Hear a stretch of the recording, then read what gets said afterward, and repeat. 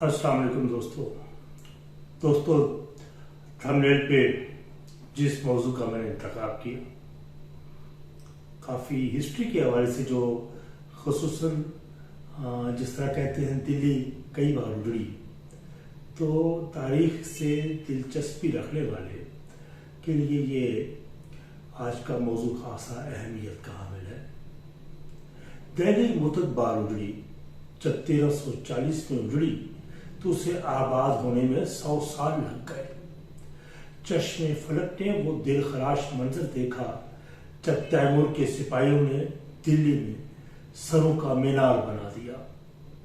دہلی پر Timur کے حملے کی وجہ سے محض یہاں کے وسائل کو لوٹنا تھا، کیونکہ اسے ہندوستان کی خوشحالی کی خبریں تواتر سے مل رہی تھی اور ہندوستان میں سیاسی عزم استحکام نے چونکہ ہندوستان کو اس کے لیے ترنوالا بنا دیا تھا، اس لیے اس نے سمرقند میں بڑی تعداد میں فوج جمع کی اور مورخین لکھتے ہیں جب دہلی کو کوچ کرنے کے لیے تیمور لنگ کے 90,000 سپاہی سمرقند میں جمع ہوئے تو ایک جگہ جمع ہونے کی وجہ سے سمرقند شہر میں ہر طرف دھول ہی دھول پھیل گئی۔ دہلی سمرقند کے جنوب مشرق میں واقع وہاں سے تقریباً 1000 میل دور تھا۔ اس دور قدیم میں سمرقند سے دہلی کا راستہ شاید دنیا کا سب سے مشکل راستہ تھا، جو کو ہندو کش کے پہاڑوں سے گزرتا تھا اور جن پہاڑوں میں سے ایسے قبائل آباد تھے جنہیں سکندر اعظم بھی سرنگو کرنے میں کامیاب نہیں ہوا تھا، اور اس نے سکندر اعظم نے باقاعدہ ان سے معاہدے کیے تھے کہ ان سے محفوظ راستہ مانگا تھا۔ بہرحال 1000 میل کی مسافت میں بہت سے دریا ہیں، پتھریلی سڑکیں ہیں اور ان کے درمیان ایک صحرا بھی ہے، جس کی وجہ سے تخت دہلی تک پہنچنا دشوار تھا۔ تیمور اور اس کی عسکری قیادت سمجھتی تھی کہ اگر راستے کی ان مشکلات پر قابو پا بھی لیا گیا تو ہندوستان کی فوج جو طاقتور ہاتھیوں پر استوار تھی، جو ہندوستان کی فوج کی اصل طاقت تھی، اسے تیمور اور اس کی فوج نے پہلے کبھی نہیں دیکھا تھا، پر قابو کیسے پایا جا سکتا ہے۔ انہوں نے تو ان کے بارے میں صرف کہانیاں سن رکھی تھی کہ ہاتھی نہ صرف آنن فانن گھروں کو مسمار کر دیتا ہے بلکہ درختوں کو جڑ سے اکھاڑ کر پھینک دیتا ہے، سامنے کی دیوار کو رونقتے ہوئے چلا جاتا ہے، اس کی سونڈ میں اتنی طاقت ہوتی ہے وہ کسی بھی سپاہی کو اپنی سونڈ میں سے لپیٹ کر نیچے زمین پر گرا کر اسے پاؤں سے پاؤں اوپر رکھ کر کچل سکتا ہے۔ اچھا، اس وقت جو دہلی میں طائف الملوکی کا سماں تھا، دہلی کی بدامنی تیمور کے لیے ترنوالا ثابت ہوئی۔ اس وقت دہلی کی حالت اچھی نہیں تھی اور یہ 1338 میں فیروز شاہ تغلق کی وفات کے بعد متحدہ ہندوستان مختلف ٹکڑوں میں یعنی بنگال، کشمیر، دکن جیسے علاقوں میں تقسیم ہو گیا تھا۔ تیمور کے سامنے سب سے بڑا چیلنج یہ بھی تھا کہ وہ اپنے 90,000 سپاہیوں اور 2 لاکھ گھوڑوں کے ساتھ ہندوستان کیسے پہنچے۔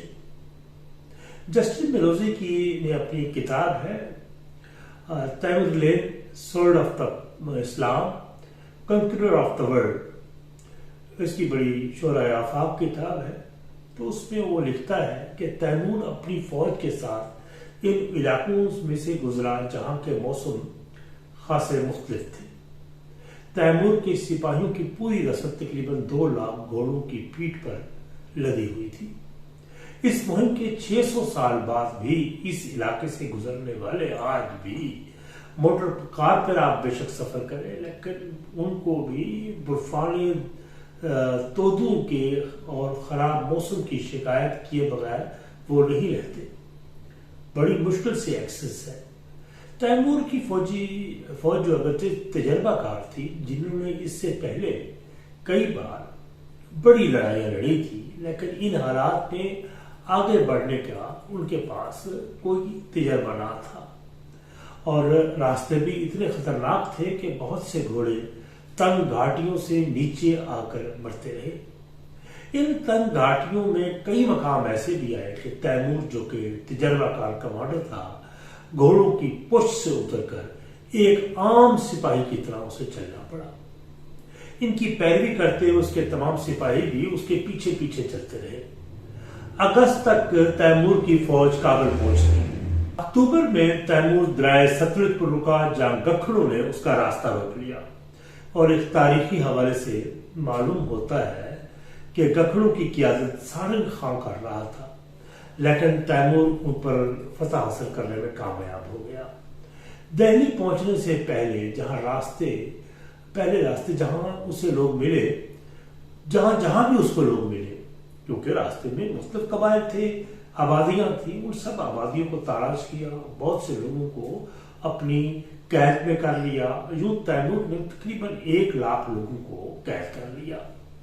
اچھا، دہلی جب وہ پہنچا تیمور تو اس نے اپنا کیمپ لگایا اور دریائے جمنا کے قریب ایک ٹیلے پر کھڑے ہو کر اس نے حالات کا جائزہ لیا، کیونکہ اس وقت تک اقتدار کی رساکشی اور آپس کی جنگ کی وجہ سے دہلی بہت کمزور ہو چکا تھا، لیکن اس وقت بھی 10,000 گھڑ سوار، 25 سے 40,000 پیادہ سپاہی اور 120 ہاتھی تیمور کی فوج کا مقابلہ کرنے کے لیے قلعے کی چار دیواری کے اندر تیار تھے۔ اور جسٹن ملوزی لکھتے ہیں کہ تیمور اور دہلی کے سپاہیوں کے درمیان پہلی جھڑپ اس وقت ہوئی جب مالو خان کے دستوں نے تیمور کے 700 سپاہیوں پر مشتمل فارورڈ دستے پر حملہ کر دیا۔ اس وقت دہلی پر سلطان محمد شاہ کی حکومت تھی اور اصل انتظام مالو خان کے ماتحت تھا۔ تیمور کو ڈر تھا اگر مالو خان کے سپاہیوں نے اس پر حملہ کیا تو اس کے ساتھ آنے والے 1 لاکھ قیدی اس کے خلاف بغاوت کر دیں گے اور دہلی فوج کی حمایت میں اٹھ کھڑے ہوں گے۔ جسٹن ملوزی لکھتے ہیں کہ تیمور اپنی فوج کے پیچھے آنے والے ان قیدیوں کی بغاوت سے اتنا خوف زدہ تھا کہ اس نے ہر ایک قیدی کو ایک ہی جگہ قتل کرنے کا حکم دے دیا، یہاں تک کہ تیمور کے ساتھ آنے والے مذہبی علماء پر بھی یہ فرض عائد کر دیا گیا کہ وہ ان قیدیوں کو اپنے ہاتھوں سے قتل کریں، اور یوں ان بیچاروں کو وہیں ذبح کیا جاتا رہا اور قتل کیا۔ اس وقت تیمور کو ایک اور پریشانی بھی ستا رہی تھی، جس کا اس نے اپنی سوانح عمری ملفوظات تیموری میں لکھا ہے، اور وہ کہتا ہے کہ میری سب سے بڑی پریشانی ہندوستان کے طاقتور ہاتھ، کہتا ہے کہ میں نے ان کے بارے میں سمرقند میں کہانیاں سن رکھی تھی، اور کہتا ہے کہ ہم نے پہلی جھڑپ میں ان کے کارنامے دیکھے۔ تیمور اس جنگ کی منظر کشی کرتے ہوئے لکھتا ہے کہ ان کے چاروں طرف ذرا بختر لگے ہوئے تھے، پیٹھ پر ہودے میں مشعل پھینکنے والے لوگ تیر انداز اور محاوت بیٹھے رہتے تھے۔ افواہیں تھی کہ ہندوستان ہاتھی کے بیرونی دانتوں کو تیز زہر سے تر کیا ہوا ہے، جسے وہ لوگوں کے جسم میں گھسانے سے مضروب فوری طور پر مر جائے گا۔ یہ ایک ان کو بھی خبر تیمور کو مل چکی تھی، اور ہاتھیوں پر تیروں اور نیزوں کا کوئی اثر نہیں تھا، کیونکہ اس کی کھال بڑی موٹی ہوتی ہے ہاتھی کی۔ اب ضرورت اس بات کی تھی ہندوستانی ہاتھیوں سے نمٹنے کے لیے ایک درست منصوبہ بندی کی جائے۔ تیمور نے اپنے ساتھیوں کو ایک گہرا گڑھا کھودنے کا حکم دیا، اور ان گڑھے کے سامنے بیلوں کے گلے اور پاؤں سے چمڑے کے پٹے سے باندھ کر کھڑا کر دیا جاتا تھا۔ پھر اونٹوں کو پیٹھ پر لکڑیاں اور خشک گھاس لاد کر ایک ساتھ باندھ دیا گیا۔ پھر تیر اندازوں کو حکم دیا گیا کہ وہ ہاتھیوں کے محاوتوں کو اپنے تیروں کا نشانہ بنائیں، اور سلطان محمود خان کی فوج تیمور کی فوج سے لڑنے کے لیے جب قلعے کے دہلی دروازے سے باہر نکلی، اور صف بندی اس طرح کی گئی تھی کہ ہاتھیوں کو شاہی فوج نے، دہلی فوج نے درمیان میں رکھا ہوا تھا، اور ان پر مسلح سپاہی سوار تھے، اور تیمور ایک اونچے ٹیلے پر بیٹھا ہوا تھا، دیکھ رہا تھا، لڑائی کا سارا منظر دیکھ رہا تھا۔ جنگ شروع ہونے سے کچھ دیر پہلے وہ گھوڑے سے اترا اور زمین پر سجدہ ریز ہو کر اس نے فتح کی دعا کی۔ जंग शुरू होते ही तैमूर के तीर अंदाजों ने मालू खां की फौज के दाएं हिस्से को निशाना बनाया। अगर तैमूर के इसी तरह फिर ये हुआ कि तैमूर ने देखा कि एक इलाके में हाथियों की वजह से सिपाहियों में हलचल मची हुई है, खौफ का आलम है, इसलिए उसके लिए उसने पहले से एक मनसूबाबंदी कर रखी थी। अब उसने ये सोचा कि ये अमली जमा फैलाने का वक्त आ गया है, तो उसने अपने सिपाहियों से कहा वो ऊंटों की पीठ पर खुश्क घास और लकड़ियां ले जाए और जैसे ही घोड़े हाथी उनके सामने आए तो ऊंटों की पुष्ट पर रखी घास और लकड़ियों को आग लगा दे। जस्टिन मरोजी लिखते हैं कि अचानक ऊंट हाथियों के सामने गए जिनकी पुष्ट पर आग जल रही थी। हाथी के लिए ये तो बहुत डरावना बात थी और उनके लिए ये अनोखी बात थी। हाथी खौफजदा हो गए और खौफ के मारे वो पलटे। उन्होंने पलट कर अपने ही साथियों को, अपने ही सिपाहियों को कुचलना शुरू कर दिया। नतीजा ये हुआ कि मालो खां के सिपाही मारे गए। दरमियान में अफरा तफरी मच गई। एक मुअर्रिख है अहमद अमीर ने अपनी किताब हबीबुल सियार में लिखा कि तैमूरी फौज इस तेजी से हमला किया उसने कि हिंदुस्तानी फौज के सर मैदान जंग में दरख्तों से गिरे हुए नारियल की तरह नजर आने लगे और दाएं तरफ से तैमूर के सिपाही पीर मोहम्मद ने उनका पीछा किया और दिल्ली के दरवाजों पर पहुंच ही कर दम लिया। और इस दौरान तैमूर का 15 साल पोता खलील ने भी सिपाहियों के साथ एक हाथी पकड़ा और उसको अपने दादी के सामने लाकर खड़ा कर दिया। उस वक्त तैमूर खुद लड़ाई में कूद पड़ा। जंग की क़यादत कुरा खां को दे दी। तैमूर ने अपनी सवाने अमरी में लिखा कि मैंने एक हाथ में तलवार और दूसरे में कुल्हाड़ी पकड़ी हुई थी। मैं दाएं और बाएं तलवार और कुल्हाड़ी चलाता हुआ आगे बढ़ रहा था। तैमूर लिखता है कि मैंने 2 बार हाथियों की सूंड काटी, जिसकी सूंड काटी वो अपनी तरफ झुक गए और उसके हुद्दे पर बैठे सिपाही भी गिर गए। इस दौरान वो लिखते हैं कि शहर से बड़ी बड़ी मूंछों वाले हिंदू सिपाही हमारा रास्ता रोकने की कोशिश में बाहर निकले। वो कहते हैं कि मेरे दोनों हाथ इस तेजी से वार कर रहे थे कि मैं अपनी ताकत और तेजी पर हैरान हो गया। और बड़ी बड़ी मूंछों वाले सिपाही वो कहता है कि हमारे सामने ढेर होते चले गए और हम आहिस्ता आहिस्ता शहर के दरवाजे के करीब पहुंच रहे थे। इसी दौरान तैमूर दोबारा घोड़े पर सवार हुआ और जब वो खाली जगह पहुंचा तो उसके हाथ से घोड़े की लगाम छूट गई। तैमूर लिखता है कि मैंने मशल की रोशनी में अपने हाथ की तरफ हैरत से देखा तो पता चला ये मेरा अपना खून था जो लगाम के हाथ फिसलने से निकल रहा है और मेरे ही खून से मेरा हाथ भीग रहा था। मैंने अपने आप को और अपने तमाम लोगों की तरफ देखा। कपड़े खून में लटपट थे और मुझे ऐसे लगा जैसे मुझे खून के तालाब से बहर निकाला गया है। मैंने अपने जिस्म को करीब से देखा तो मालूम हुआ मेरी दोनों कलाइयां जख्मी हैं और मेरी दोनों टांगों पर 5 जख्म आए हैं। तैमूर के सिपाही दिल्ली में दाखिल हो चुके थे और उसके एक दिन बाद तैमूर फातेही की तरह दिल्ली में दाखिल हुआ। तैमूर का दरबार उजरत में दिल्ली की दीवारों के अंदर खैमा लगाकर बनाया गया। अच्छा, उस वक्त रवायत ये थी कि फातेह के सामने बादशाह और उमरा सर झुकाए सामने से गुजरते थे। तो ऐसा ही हुआ और सुल्तान महमूद के दरबार के लोग और दिल्ली की अशराफिया के लोग सर झुकाए, वो उमरा भी उसके सामने से गुजरे। तो ये अलामत थी इस बात की कि तैमूर लंग का दिल्ली पर मुकम्मल कब्जा हो गया है और उसका कब्जा कबूल कर लिया गया है। दिल्ली के सुल्तान महमूद और मालू खां अपने लोगों को हमला आवर के रहम करम पर छोड़कर मैदान जंग से भाग गए। अच्छा, जस्टिस मरोजी लिखते हैं कि एक एक करके तकरीबन 100 के करीब हाथी तैमूर के सामने लाए गए। उन्होंने दिल्ली के नए मालिक बादशाह तैमूर के सामने घुटने टेक का और सूंड उठाकर उन्होंने सलाम किया। तैमूर ने उसी वक्त फैसला किया कि इन हाथियों को तबरेज, शिराज, अजरबैजान, शेरवान के शहजादों को बतौर तोहफा भेजेगा और उससे अपने साथ कासिद भी भेजे ताकि पूरी एशिया में यह खबर फैला दिया जाए कि दिल्ली पर तैमूर का कब्जा हो गया है। जंग के खात्मे के बाद तैमूर ने अपना असल मकसद पर तवज्जो मरकूज की, जिसके लिए उसने दिल्ली पर حملہ کیا تھا۔ وہ اندازہ لگانے لگا کہ دہلی کا خزانہ کتنا بڑا ہے، وہ یہاں سے کیا کیا لے کے جا سکتا ہے۔ اس کے سپاہی گھر گھر جا کر بتانے لگے کہ انہیں کتنی رقم ادا کرنی پڑے گی۔ کچھ سپاہیوں نے اپنے شہر کے ساتھیوں کے لیے شہر میں غلہ لوٹنا شروع کر دیا۔ رشید علی کا خیال ہے کہ تیمور لنگ کے 15,000 سپاہی دہلی کی حدود میں پہنچ چکے تھے۔ پھر تیمور کے سپاہیوں اور دہلی کے لوگوں کے درمیان کچھ جھگڑا ہوا۔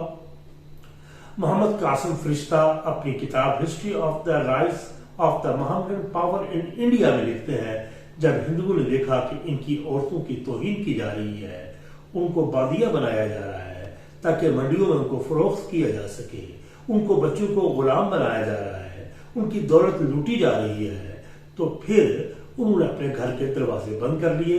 اور یہی نہیں بلکہ جب انہیں یہ محسوس ہوا کہ ان کی عزت ہے اور بچے محفوظ نہیں ہے، تو پھر انہوں نے پورا ایک غم و یاس میں اور نا امیدی میں اپنی بیویوں کو، عورتوں کو گھروں میں ہی قتل کرنا شروع کر دیا اور بچوں کو بھی قتل کر دیا۔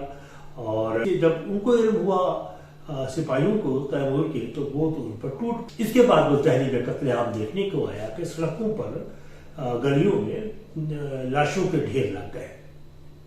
تیمور کی پوری فوج دہلی میں داخل ہو گئی۔ تھوڑی ہی دیر میں دہلی والوں نے ہتھیار ڈال دیے۔ منگولوں نے دہلی والوں کو پرانی دہلی تک ادھیڑ دیا، جہاں بہت سے لوگ پھر ایک مسجد کی احاطے میں انہوں نے پناہ لی، اور وہ یہ سمجھتے تھے کہ یہ بھی مسلمان حملہ آور ہے اور شاید مسجد کا احترام کریں گے اور اس میں داخل نہیں ہوں گے۔ جسٹس بروزی لکھتے ہیں کہ تیمور کے 500 سپاہی اور کچھ رئیسوں نے مسجد پر حملہ کر دیا۔ وہاں پناہ لینے والے ہر ایک کو قتل کر دیا۔ انہوں نے ان کے کٹے ہوئے سروں کا ایک مینار بنا دیا اور ان کی لاشوں کو گدھوں اور کووں کے لیے کھانے کے لیے چھوڑ دیا۔ یہ قتل عام مسلسل 3 دن جاری رہا۔ تتار سپاہی دہلی والوں پر ایسا ٹوٹ پڑے جیسے بھوکے بھیڑیوں کا ہول بھیڑوں اور بکریوں کے کسی ریور پر ٹوٹ پڑتے ہیں۔ نتیجتاً دہلی جو اپنی دولت، جواہرات، عطروں کے لیے، خوشبوؤں کے لیے مشہور تھا، وہ جلتی ہوئی دوزخ میں تبدیل ہو گیا۔ اس کے ہر کونے سے سڑان تھی، سڑی ہوئی لاشوں کی بدبو تھی۔ دہلی میں ہر طرف تعفن اٹھ رہا تھا۔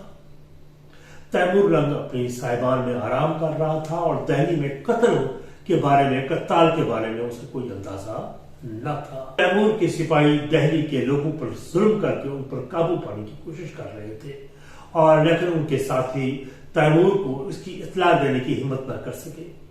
تیمور کے سپاہی دہلی کی خوشحالی سے حیران تھے۔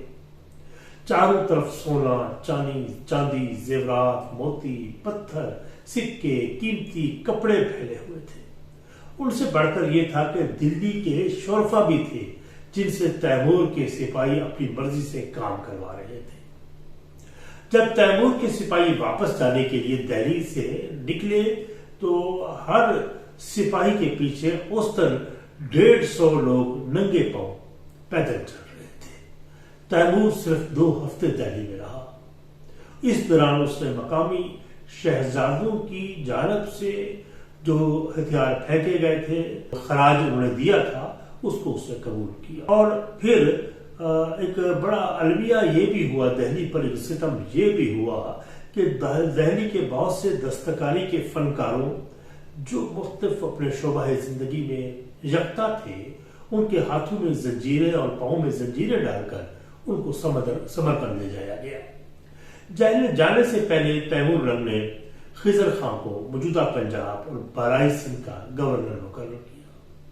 اس نے جان بوجھ کر دہلی میں کوئی حکمران مقرر نہیں کیا، اور بعد میں حکمرانی کے لیے زندہ بچ جانے والے شہزادوں کے درمیان کئی سال تک جدوجہد جاری رہی، اور کچھ عرصے بعد مالو خان اور سلطان شاہ بھی واپس آ کر اس جدوجہد میں شریک ہو گئے۔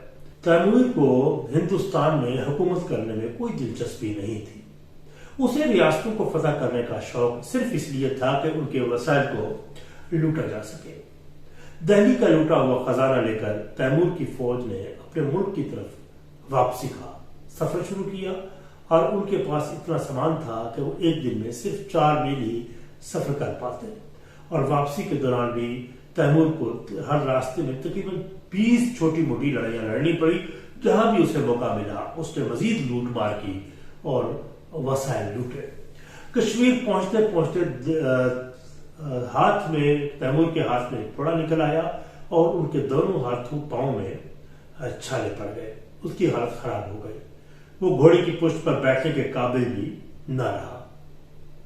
اس نے گھوڑے کے ایک بچڑے کی پشت پر بیٹھ کر ہندو کش کی پہاڑیوں کا سفر طے کیا۔ یہ راستہ اس قدر دشوار تھا کہ شاہی عملے کو ایک دن میں کئی بار دریا عبور کرنا پڑا۔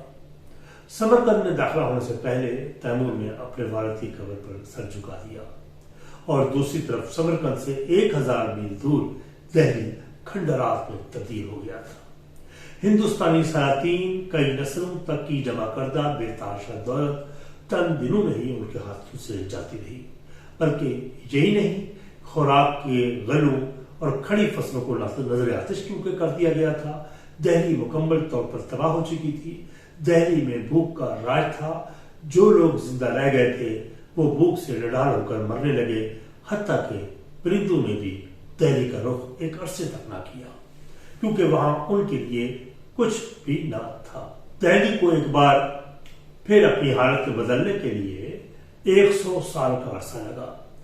دہلی میں تیمور کی مسلط کی گئی جنگ ایک قیامت تھی جو 2 ماہ تک گزرتی رہی، لیکن اس کے اثرات صدیوں تک رہے، اور اس طرح تاریخ میں سلطانوں کی یہ جنگیں انسانیت کی فلاح کے لیے ہرگز نہ رہی، بلکہ ہوس زر جذبہ محرکہ تھا جسے معصوم لوگوں کا قتال کر کے اس ہوس کی آگ کو ان کی خون سے بجھاتے رہے۔